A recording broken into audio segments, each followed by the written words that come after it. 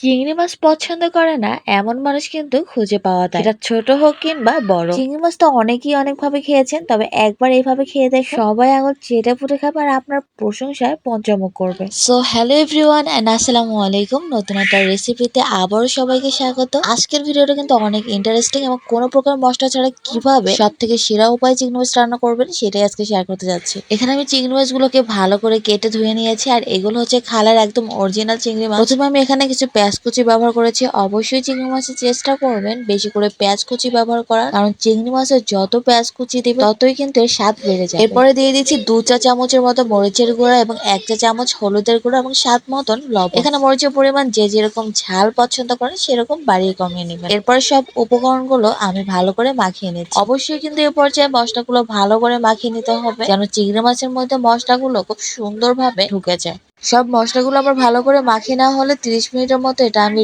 রেস্টে রেখে দেবো। এরপর একটা কড়াই চুলায় বসিয়ে দিয়ে তাতে রান্নার তেল আমি মেরিনেট করে রাখা চিংড়ি মাছগুলো দিয়ে দিচ্ছি। চুলার আঁচ মিডিয়াম হিটে রেখে তেলের উপরে চিংড়ি মাছগুলো এপাশ ওপাশ করে আমি ফ্রাই করে নিব। খুব বেশি ফ্রাই করব না, হালকা ব্রাউন কালার করে ভেজে নিব।